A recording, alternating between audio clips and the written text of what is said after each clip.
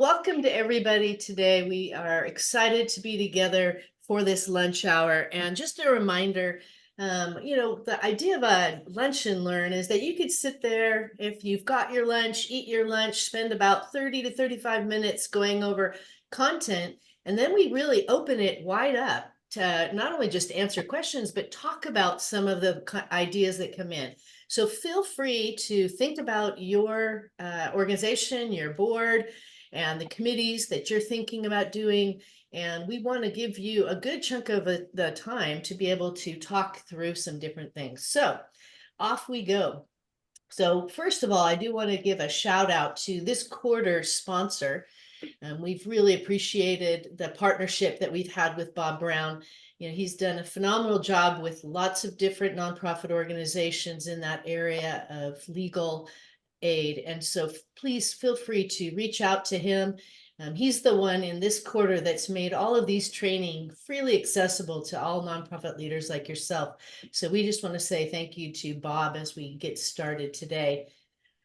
First things first. So when we think about committees, a committee is in the context of a full board. So an effective board, in order to have effective committees, the board really needs to be able to have clear understanding of what their primary responsibilities are. And if you didn't get a chance to attend one of the trainings that Jonathan and I did on, board brilliance, we are going to bring that back, we think, in the new year in an online course. So feel free to be thinking about that. But we just did a whole thing on boards and the responsibilities. And I think a ton of us gained a perspective of particularly these 5 primary responsibilities. And that is to ensure governance, the oversight of the organization. The board has that responsibility to do that and also lead strategically thinking forward. As organizations that are faith-based, we're saying kingdom-focused strategic planning ahead, ensuring fiscal responsibility, very critical, being an ambassador, which could be putting on a different hat, being a volunteer, being a participant in things, promoting, helping in that fundraising area, supporting and supervising, and I'd say first and foremost, hiring, supporting, supervising, caring for your executive director. So those being the top 5 responsibilities that boards have. Boards are responsible to do those, but if they're only meeting once a month or once a quarter, the board needs other resources to get these kinds of things done. So committees are formed to help the board do their work in between meetings. And these committees are going to play a critical role in helping oversee and get things done in these specific areas of board management. And so that the organization can ensure that they are following their own policies and practices, that they're providing guidance going forward and expertise that allows the executive director to really run that organization effectively. So we're going to hit on just a few foundations that help us understand the role of the board, who they are, what they do and don't do, so that the board, the committees see that they're connected directly to the responsibilities of the board. So boards, when we look at committees, we really want to form them strategically and intentionally. And we're going to go a little bit deeper in what does that mean? But you don't just need to, just because your board policy manual says you have 5 different committees, doesn't mean that that's the right thing for you to have at this given time. So you need to be strategic and intentional. The board does do policy governance work. And if I see one thing that I think it's confusing for committees, is sometimes when you talk about having a committee that's focused on resource raising, the committee thinks they need to do the work of the staff. But what you're doing is policy governance work. So that's saying, how do you guide? How do you set standards for the kind of work that needs to be done in the organization? Of course, small organization, the board committee may be utilized to help the few staff that are there or the volunteers to do some of that. But the committee's job is to do policy governance work, not staff work. The board committee does not do staff work. That's what I was just saying. They don't supervise or direct staff. Sometimes in committees, you can have staff on a board committee, but that doesn't mean that now that committee dictates or supervises or directs that staff person. So if the staff is on the committee, they're there to help the committee do board work. And the members may then be also asked to become a volunteer to help staff implement those policies. But again, it's that flipping of hats. When are we doing board work? When we're focused on board policies and we're focused on being in a board meeting or on a board committee. The board committee does not make decisions for the board. So board committees are not groups that that vote on things or that they make policies. They always make recommendations back to the full board. And then the last thing there is we want to always remember that the day-to-day operations of the organization is the CEO's responsibility, and they dictate to their staff. So it's not, a committee is not there to start running different areas of the organization, but to do board work. Can't emphasize that enough. Board committees do board work. So you think about that, that means that the committees speak to the board, not for the board. Committees speak to the board around policies, guidelines, standards, and then the board speaks to the CEO, and then the CEO speaks to the staff. So even if you have staff on those committees, when they're in a committee, they're speaking to the board, and then the board speaks to the CEO speaks to the staff. That's the order that goes in. So committees don't ever need to vote on anything. When they come together, they're ultimately the worker bees of the board, that between meetings, they can research things, they can write up a new policy or make adaptations to policies, so that eventually they won't even approve a policy, they simply propose that back to the full board, and they never give direction or manage staff. We say that over and over, and I think most people will say, yes, we understand that. But when you get into committee work, sometimes there's a fine line when you're working on things that relate to what the staff are doing, but you don't ever want to confuse those staff or any staff to say, okay, the committee never goes out and dictates to a staff what they should be doing next. Their one voice is back to the CEO.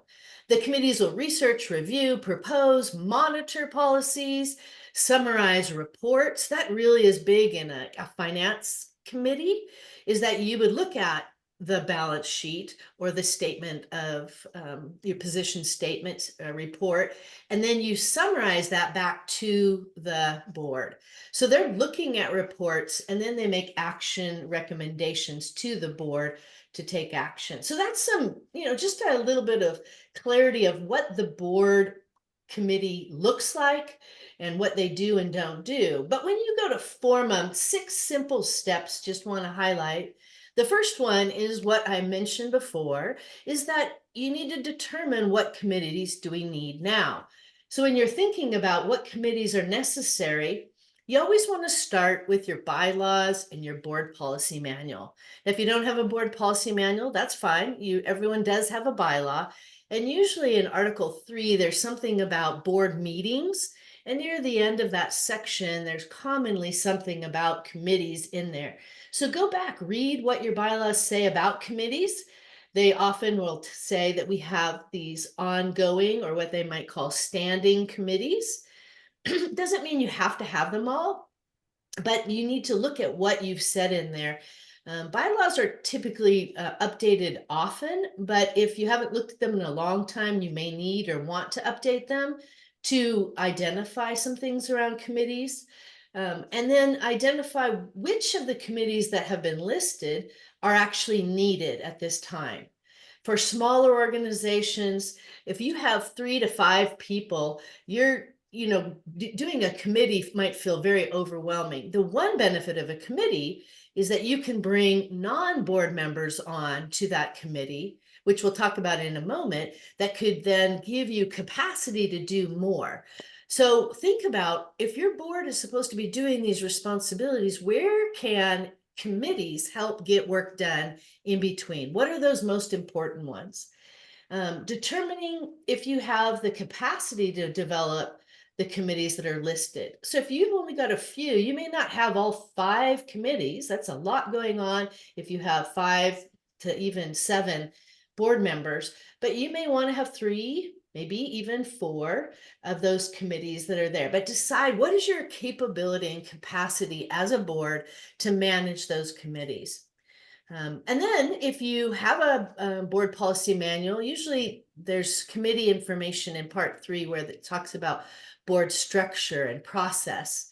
You may need to update your board policy manual, or if you don't have one, maybe even start by creating a board policy manual that talks about your board committees, that says, what do they do? Why do you have them? What are they focused on? And then last thing is, when you think about the committees you want, the board is responsible for providing direction and overall leadership to any active committee. In most board policy manuals or bylaws, they will have a statement in there that says every committee must have at least 1 board member on it. Many people choose that to be the chair of that committee. Some people say we have to have, I've read this recently in a bylaw, we must have more board members than non-board members. So that's why you need to know, what does your bylaws say about your committees? And if you can't do that, that organization that actually had that written in their bylaws, they removed that. And they said, okay, we want to be able to at least have even, and instead of that limitation. So these are the most common board committees. The executive committee. And the executive committee ultimately has authority to make decisions for the board. And this is helpful when you have a rather big board and it's difficult to get everyone together in a moment's notice if it's needed. So if you have 10 or more, having an executive committee is a good idea. And they commonly have on that committee all the officers and the committee chairs. So that group has a limited ability to make decisions on the behalf of the board. A governance committee, it talks about governance on the board, and often most commonly also works with the recruiting, the development, the management of the board. So it says, how do we recruit new people? How do we evaluate our current people? Sometimes that committee is called the Board Development Committee, similar name, but different. Finance committee, most of us are familiar with that. Commonly, the treasurer is on that committee, if not the chairman of that committee, and then a couple other people. And this is a great way to bring outside people in as well. Programs committee, so somebody that's looking over the programs, establishing standards and limitations on new programs, how to evaluate programs, when programs may need to be shut down, determining that high-level policy. Fundraising committee, similarly. And then the audit, compliance and audit committee, which there are, the standards in ECFA in our state that are on how often you need to have audits or compliance things. So those are the most common ones. And if you are a small organization, I would say the 2 first ones to really focus on to help build your organizational capacity is a finance committee and a board governance or a board development committee. That way you're working on developing the board, getting them the tools that they need, you're growing, you're learning together, you're recruiting more people, and then the finance committee to really oversee finance. And then there's also what in some bylaws we'll call ad hoc committees, and that's usually something that's as needed. And we'll talk a little bit about those at the very end and how those are different. But we're going to focus mostly on standing committees that oversee the ongoing work of the board. So if you have a board policy manual, this is a chart that I pulled right out of a template that we often give to people, that in the beginning, it shows which committees have oversight of different parts of the board policy manual. So you can see in that governing foundations, part 1, it's section 1, part 1, the introduction, the executive committee is responsible for that part of the board policy manual. So part of what committees do is they identify standards in each of these areas. They recommend what kind of limitations need to be identified. Where should the CEO need board input? Where should they seek other input or actions or decision making? What should the board not, or the CEO not do? And as well as do research or have discussions about altering some of those policies that are in here, and to say what kinds of things do we need to hear from the staff in order to monitor the policies we have in our policy manual. So monitoring is part of that. And you can see, in section 1, the board structure, the board development committee or the board governance committee, they're in charge of that section. They oversee that part of the board policy manual. And then finance, and the rest of them are pretty obvious as they're listed down there. And I didn't, circle all of them, but just seeing that each committee has a responsibility in a typical board policy manual to oversee certain things. So looking at all of that and knowing that the board has this responsibility, committees help if you say, which committee do we need? Which areas do we really need to focus on? All right, second thing in setting up is appointing the right committee chair and the members. So leadership, very important on a committee so that that committee can be functioning effectively. And to start with, you want to, look at what does your bylaws or your board policy manual, what are the criteria for selection and for terms? So look at that to determine. And if that's not written anywhere, that's part of what you can start to write into your board policy manual. How do you select them? How many board members need to be on every committee compared to non-board members? What are the terms? Most committees, you are agreeing for at least a 1-year term. Some say 3-year term, but they usually don't go obviously longer than the term of the individual. And when you think of committees, I didn't put this anywhere, but typically most bylaws or board policy manuals say that these are selected by the CEO and or chair.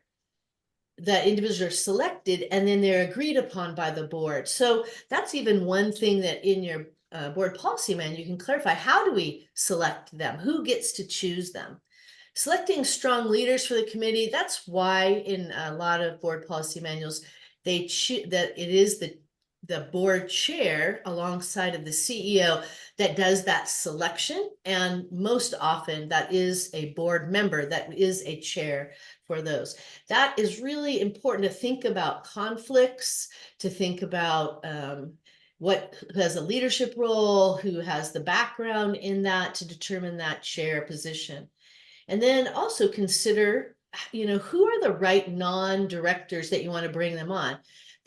It's very helpful to bring staff on. So in a finance committee, to have your finance director being on the finance committee, great way for them to learn about their board, have a relationship with their board, and then work with the board on finance reports and the financial status. But also looking at, is there a way that non-board members could become a great on-ramp for potential board members? So if you are wanting to build your board, bringing new people in and letting them serve on a committee is a great way to see how they do in community. How do they make decisions? How do they work and play with others before you agree and ask them to be on your board? So that's another wonderful benefit of using non-directors in your committees. And then always the board chair and the CEO, well, typically, again, this has to be written into your bylaws, but commonly they are ex officio members of every board committee. That means that they can show up, they're officially on each committee, but they show up as needed or as interested or as available. So some committees, different chairs will say, I really want to be a part of finance, and depends upon their interest level. I always promote board chair training because I want to set committees up well. And we're talking just about maybe an hour meeting to talk through these basic things about board committee basics. And you can come and use this kind of a lunch and learn and have them look at that. That would be a great way to start that information, help them understand their role. What is the job of a chair? Identify what are the responsibilities, how do I create a charter, and how do we report back to the board? So just simple things to help them know and be set up for success, to go, here's what I'm actually committing to do. And I would say that role is they really need most often the chair is how do we convene, making sure we have a meeting on the schedule. And if we're going to meet quarterly, when is it every quarter? So setting up the meetings, providing a simple agenda of what we're going to focus on, help the committee be focused in their work and identify what those key priorities. So it's keeping people on task and then making sure to engage people using the gifts. Most people, committee work can be the most fulfilling work on the board because you can actually utilize your gifts and your skills and your experience. And then they help by reporting back, speaking for the committee back to the board, whatever decision it is. So it's not a demanding role, but they keep people going, they motivate, they keep people aligned back to the board responsibilities. And I think this is the most important step of getting an effective committee. And actually, it's two steps. First, defining the purpose and the scope of the responsibility. And then second, creating and approving a committee charter. So every committee should have a charter. And the reason for that is just clarifying, making sure everybody is clear of what the role of that committee is. Does it take time? Yes. But it could just take one meeting to get that done.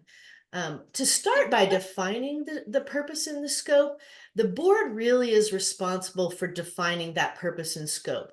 And I realize that for many people when they're first starting committees, even the board is not sure. I'm not sure what they're supposed to do. So it can be an initial conversation, and it might also be a conversation that needs to happen in the first couple of years of having a committee. But being clear, that your bylaws and board policy manual should represent what the board thinks the scope and responsibility of these ongoing standing committees are.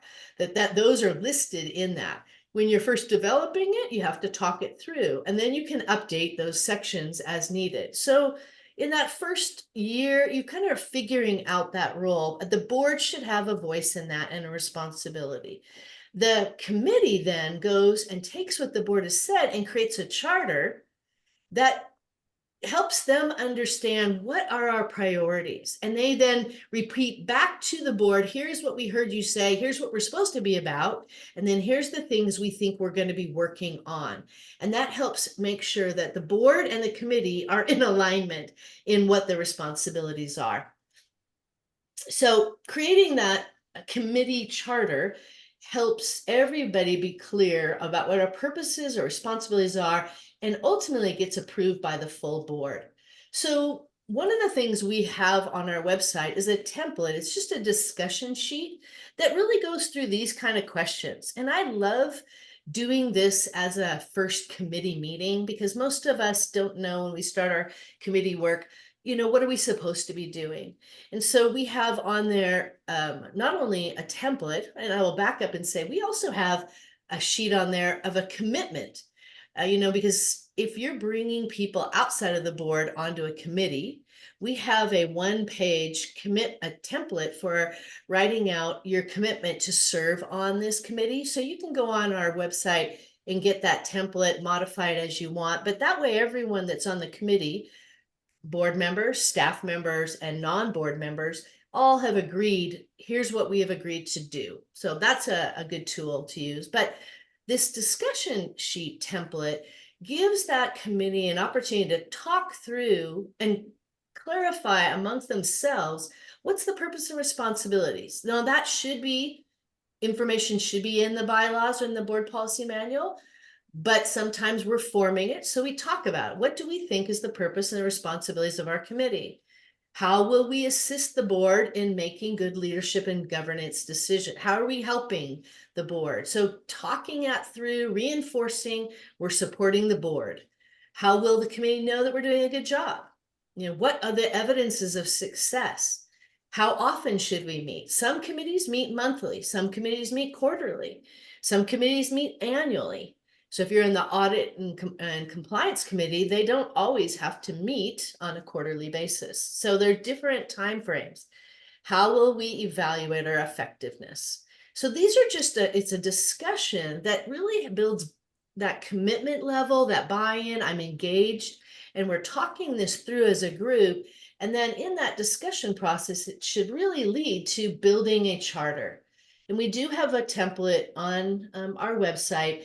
It's very simple. It's actually the second page of the discussion sheet where you can, here's an example of one organization, you identify who are the members of this committee and you say, who are the individuals that are there? What's the purpose and authority? Then what are the key responsibilities? And it goes through all of those questions of everything that should be identified on a simple one-page charter. I'd say don't try to make this long. It should be either on a one page, maybe on 2 pages if you really have to. But on a good charter, you're going to say, what's our responsibilities? And then what are the priorities? How often are we meeting? So identifying your top priorities may be the hardest part of that, is just to say, so if we're getting going now, what should we be doing? And if you have a board policy manual, there is actually a chart in there of different, they would say appendixes or exhibits, and they come up in the board policy manual in each of those areas that a particular committee is responsible for. For example, there's an annual fundraising plan listed in our template for a board policy manual, and that should be for the resource raising committee, or for the finance committee, it talks about a budget. So those are things that on the priorities that committee may be responsible to do or to work on, or in some cases to create. A strategic plan is to ensure we have a strategic plan. So maybe a priority is to identify the strategic plan, to review it, to then promote back to the board anything that they wanted, any input that they think they want to give. So what are those 2 to 3 clear priorities for 6 months? And then you can update that on a regular basis. So you're going to be updating your chart, your community charter, as things shift and change. But that just gives the board the ability to understand what you think is your priority and what needs to be focused on. And ultimately, you then, after the committee makes their charter, they return it back to the board for board approval. And that ensures that now the committee is clear in what they're doing, the board is clear in what they're doing, and we have finalized it. So always the board approves a charter for any committee that they have set out to establish.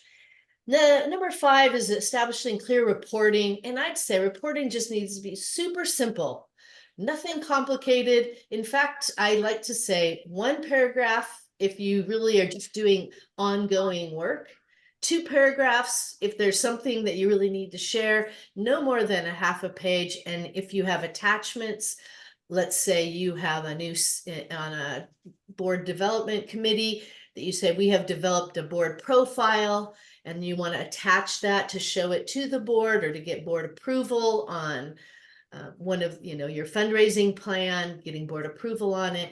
That's an attachment, but your report should just say committee name, who is present, what did we talk about, any update on priorities of what we're working on, and if there is a recommendation, say see X attachment for board approval. Like in this case, if we have the community charter, you say see the charter, add for board approval, and then the board will look at that and vote on that. So the reporting, it should be very simple. We don't even call it, we're not talking minutes, we're just saying reporting of what has happened.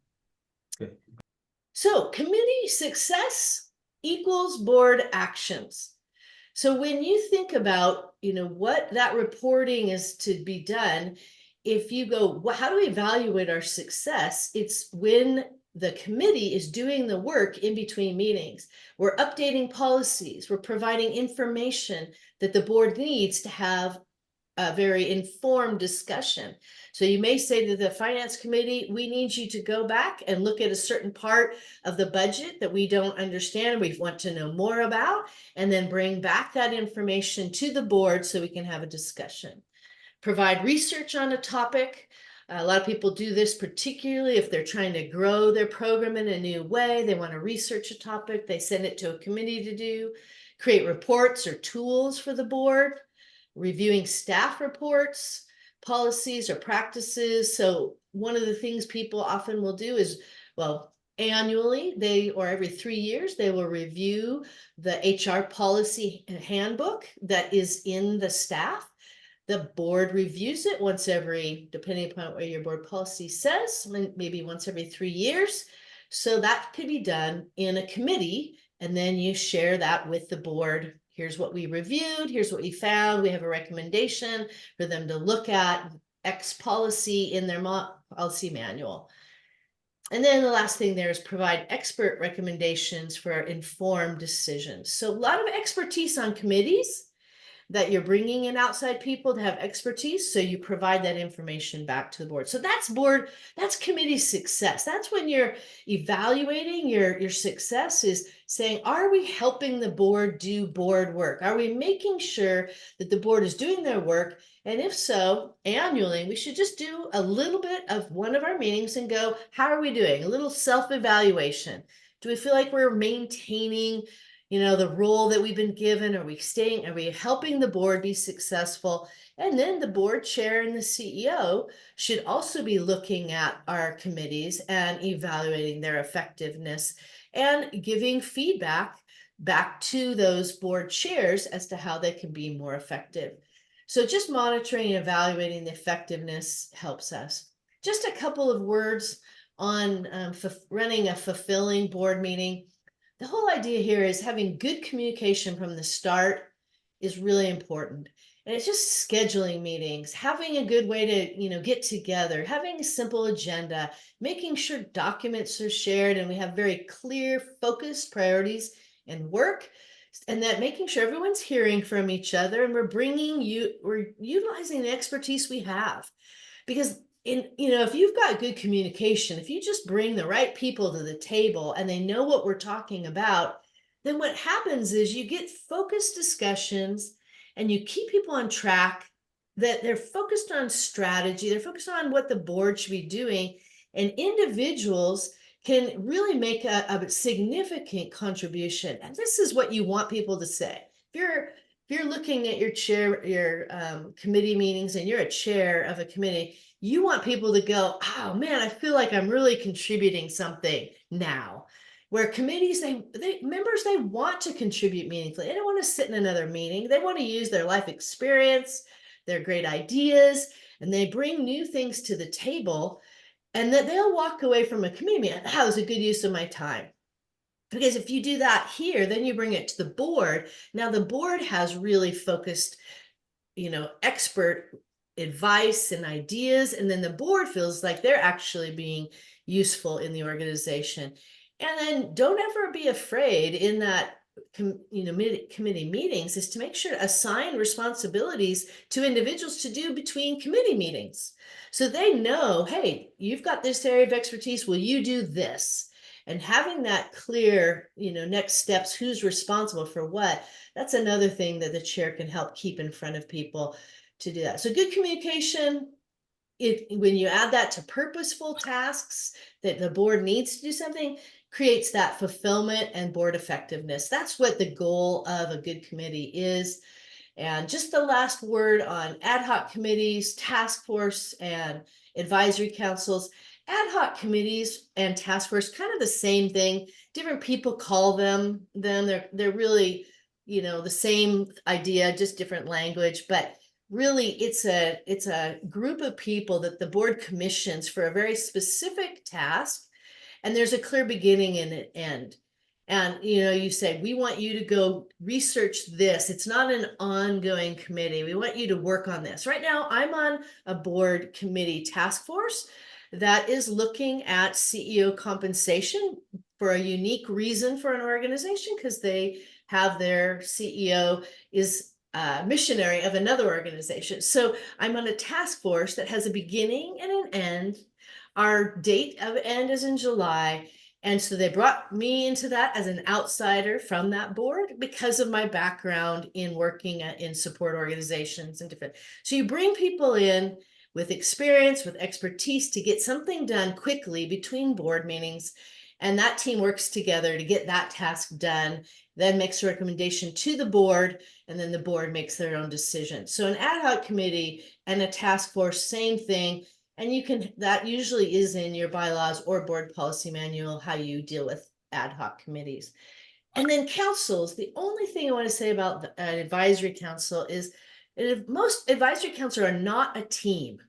These are individuals that the CEO or the chair really trusts, and they're kind of part. They've been asked because we value them. We want to get their advice, but usually it's just a phone call, a text, a coffee meeting that says, "I'd like to get your ideas on this."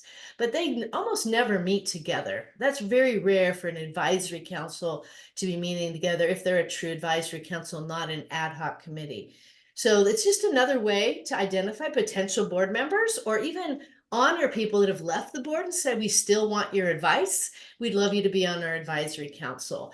Or see somebody that's on a sabbatical year on your board, you can ask them to be a part of your advisory council or even a committee for that matter. So committees make boards work. It's the worker bees in between times that you really want to be able to utilize them. So all right, I've wrapped up the content part, but now we want to open this up for questions or discussion that we have on board committees. So I'm going to stop sharing and open this up. If you have a question, you could type it in or you can unmute yourself and speak up. Thoughts, questions? Well, for me, first of all, this was an endorsement of what we're trying to accomplish. So I'm feeling pretty good at the moment. We got a ways to go though. I really like the idea of the council because I think there is a lot of talented people who are not actively involved in the organization day to day, but certainly could provide advice to the executive director and to the board of directors. I think that's important. I also really picked up on, this is a training ground for future board members. And that's our thrust right now. We want to, our board is aging out. Probably others on this call that are having that problem. We've taken that to a new level. I'm one of the young guys on the board. I just turned 76, so there you go. But I really think that's absolutely essential for the organization long term to have a board that is really tuned into what's going on today, but also has some history. You have to have a blend of both. Right now, we have more history and not so much of some new thinking, some fresh thinking that'll help us. So really good ideas, Heather. Well, and just to piggyback on that, Jerry, I think too, one of the things that Heather and I talk about, right? Not everybody is a right fit for your specific board, right? Maybe it's a season of life, or maybe it's a gifts and abilities or that kind of thing.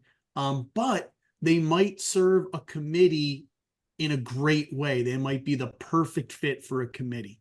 And so you can still use, right, those gifts and talents and connections and networks. And though, like you said, Jerry, it does give you an opportunity to see what kind of work people do on committees. And in some ways, it does help your board member pipeline. Absolutely. Yeah, I really picked up on that. They have to be able to play together. That is extremely important. We have had in our past, people who really clashed with each other. I don't think we were careful enough about blending people into the structure, knowing them better than we have done in the past. So we're working on that hard. That's really important to us. Sounds like good wisdom. Anyone else? What if you have a board member that I'm gonna use the clashing, and this is not the reality. I'm gonna use the clashing. Personalities just don't fit. And you could see that that board member is really not where they used to be as far as being a part of the board, really desiring to be a part of the board. How do you handle that? Oh, it's a good question.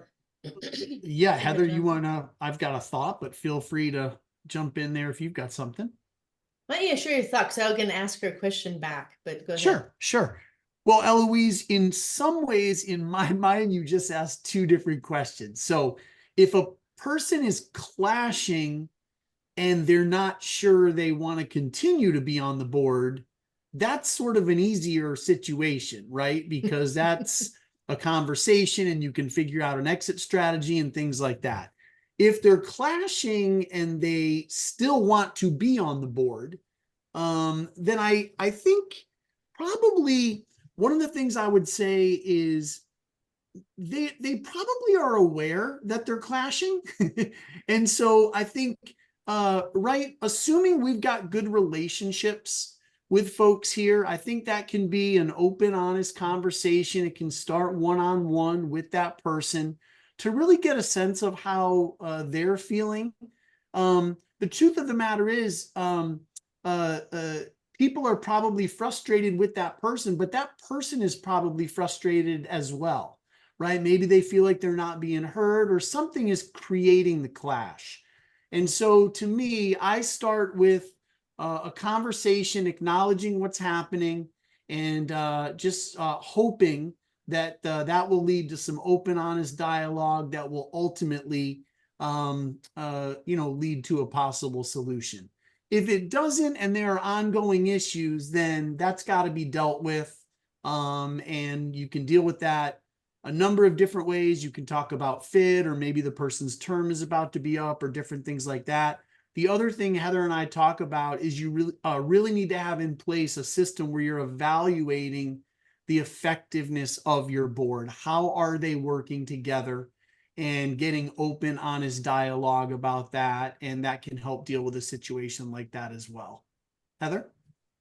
Yes, that was very aligned, particularly what you just said at the end is, in what I was thinking is, how do you create conversations about fit and, continuation of board members and evaluating? We really like to use that self-evaluation process and doing it intentionally every year, which really, I think the best case scenario starts with a statement of agreement, where if you have an annual statement of agreement, we commit to do this. One of the things we put on a lot of those is kind of a play nice together statement in there, as well as other things. And for people to own that themselves, and then to have conversations where a board chair, at least, or an ED or an executive director, CEO, would meet with board members at least once a year to say, how's it going? How you feeling on the board? Just to get a feeling, because if they are frustrated, if they have a conversation like that, they'll tell you what their areas of concern are. And I would love to hear from people that are frustrated, what is it you would love to see have happen? And that usually identifies areas of expertise, areas of that they want to see movement, and then offering them, well, would you be interested in, this particular committee that connects to that area of interest? So those kind of conversations, ideally, you want to be able to have them with everybody. So it's not this cherry picking and identifying who the problem child is, because then they tend to feel defensive. But if you're having them regularly, number one, they're expecting it. Number two, it gives people an opportunity to talk about what they're interested in. You can bring up that, it seems like there is some tension. Tell me what you're thinking. What would you want to do? And then help usher them toward the area that they're most passionate about, which might actually be on a committee, or it might be in an advisory role, or it might be saying it's the end of their term or they want to step off early. So those are, courageous conversations. But again, it starts with intentionality of doing that regularly with everybody. That's a good practice to start doing annually, and put in place an annual affirmation statement if you don't have it. And I'm not, Eloise, not just you, but anybody. I think that's one of the best practices out there, is having an annual affirmation statement everyone signs, because it establishes clearly, what are we here for? What are we committing to? And every year having your board members sign it. And we have 2 samples on our website resources page. 2 different, no, actually I think there's 1, but we have other samples of a similar one on there that you could sign, have your people sign every year. Yeah, great. Christy, oh, sorry, Jerry, do you have something? Well, I was just going to say, I thought the most important word that Heather just said was courageous, because we have to be willing to hold each other accountable as board members, whether we're the chair or we're not. We need to hold each other accountable so that if somebody's not playing in the sandbox right with others, we need to bring it to their attention. And people sometimes are surprised. Maybe they're not really surprised, but they say they're surprised that, I didn't realize that, Hmm. my comments were being taken as condescending, for example, or something, Hmm. and Mhm. and dealing with it, because if you don't deal with it, it tends to get bigger, Yeah, It's true. absolutely. right? Absolutely. Yep. Great point. Great point. Christy asks a really great question. You ready for this, Heather? In I'm a ready. Christian organization where the board members are asked to sign a statement of faith, what is best practice regarding faith expectations for members of committees? Hmm. That's great. Some organizations are using statements of faith, and that can range anywhere from almost theological statements of faith to, I know one recently says, we believe the whole Bible, beginning to end, what God says is, and they basically sign a sheet that has a statement that's like super small because it's just based on the Bible.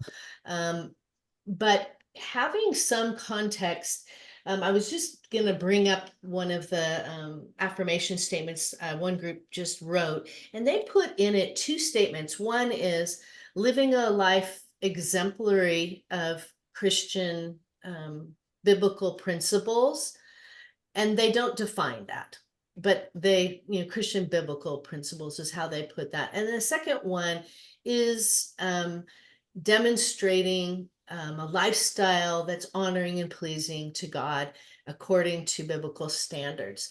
So they did kind of bring more of the standard motion in. So I think that the best practice is that you as an organization define how wide you want to make that, how narrow you want to make it.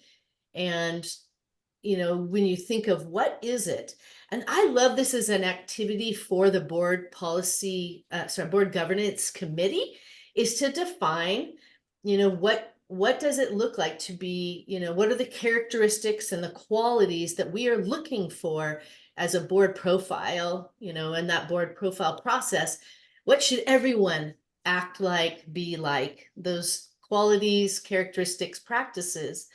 And if it's there, then it's like, this is what we're recruiting for. And then they write it into some of our statements to make sure it's expressed in your annual affirmation statement or in your agreement of faith, something like that. So Does that Heather, answer your question? Yeah. would you say, because one of the things Christy's talking about too is, does that extend to all committee members? So the Sorry, board yes. has an affirmation statement, right? How they're supposed to conduct themselves. In your mind, does that just ripple over into all committees as well? Yeah, I think that standard being set into committees, thanks for that redirect there, is the committee is, if you put it into your agreement, and that's one of those templates we said we have, you can write it right into that agreement, the same standard that you want them to have. Now, if you as a nonprofit say, we really want to draw in outside input from even people that aren't faith-based, then in your committees, it's how do you want to align that? So I would use that committee agreement thing that everyone would sign to be on a committee to define what that needs to look like. How wide? Are you wanting to bring in outside people? I don't think there's any best practice or standard out there that I've seen. I think it is completely dependent upon every organization and the kind of people they want to draw their areas of expertise from. Yeah, and I think too, the type of role and the type of committee, Christy, can matter quite a bit, right? If you're talking about an ongoing committee that's going to feed into the growth of the board and different things like that, right? That's pretty significant. If you're talking about, Heather, right, developing an ad hoc team that's going to research how to sell some land or something, right? You may have some outside experts that you want to bring into that, and that can probably be a little bit more flexible. So I think the overall context matters quite a bit. Absolutely. It's good. Good. What we're just about done here, but fire away with any last questions. Yeah, Hi, Rose. my goodness. I feel like, first of all, is to thank God for you. I feel like I still have a more way to go to be trained, because the most information, remember you giving me some link I was watching, but today is so different. And we hope to learn, because my God, most work I found out is the CEO or executive have to work to put everything together, and there's a lot thing to do. So, and we still like small babies, step by step. And because the whole information I heard, I don't know even how to ask a question, because I still feel like I still fall away, you know, to Mhm. reach all those things. You know how sometimes you have a question, but you don't know exactly specific how you ask, and you feel, you know, but God will help through Mhm. you, and That's keep right. learning, is coming. That's Because right. you talk about like a Christian people, this kind of Mhm. most organization, we act, all of us, the compassion for Mhm. caring for something to help someone, Yeah. And Mhm. we're doing Yes. almost the same work for God. It doesn't matter if it's Christianity or just we care for people God died for, Jesus. Mhm. So, and That's we right. thank you Well, so much. well, God bless you. absolutely. Well, Rose, don't feel like you're running behind. We all have a lot of questions connected with this stuff. It's why we're teaching on it. We're all on calls like this. We're trying to figure it all out together. So as you have some other questions, of course, feel free to reach out, and we'll do the best we can to answer those for you. So let me Um, answer this question. How many small number somebody can start with to try to avoid the men a lot of things? How Mhm. many number is it necessary to try to build? You remember when I approached to you, I was asking, how can I build the board member? So Mhm. Yeah, and your board, I mean, a 3 is a very minimal and not a great amount, but working toward having 5 to 7, if you're in that small place, is great. I think, boards that are over 11 or 13, maybe if you have a larger organization. I'm working with one board that has 13 members on it, and they're effective, and they have 5 different committees going. But I just think that as you bring on those people, identifying, like Rose, for you, making sure you have a very good partner in your chair of your board. I Because if know. your chair is partnering with you, then as the CEO, you are going to be running the organization, and the chair is responsible for leading the board. So the chair helps really take the weight. So that's a really important role. Even if you have 3 people, then as a board and chair, they can say, all right, I think we do need to have a finance committee. We're going to use our treasurer, because most boards identify a treasurer.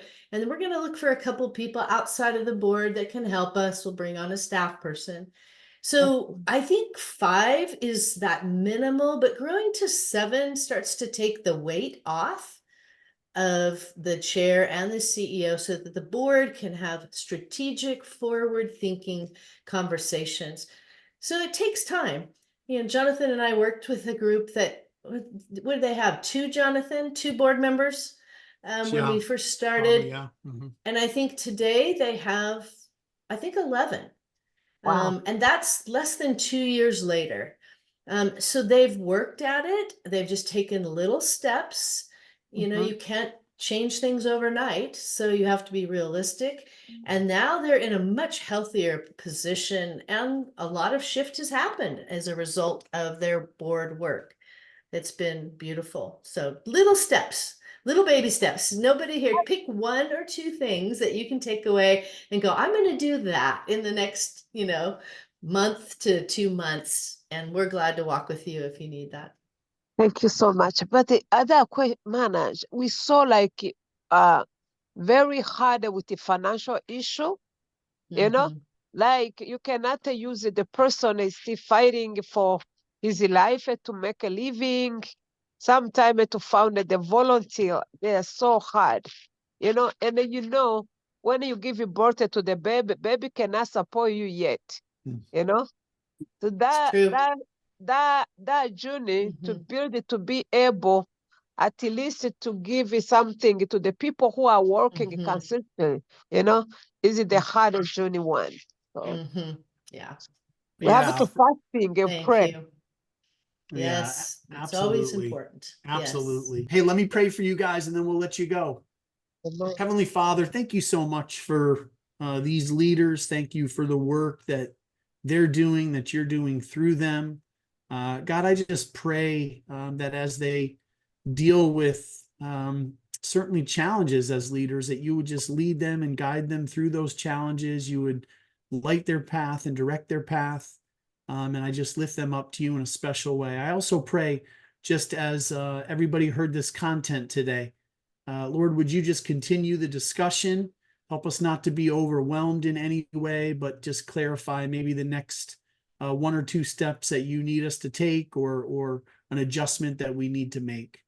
God, thank you again for these leaders. Bless their work in a special way and bless them in a special way. In Jesus' name, amen.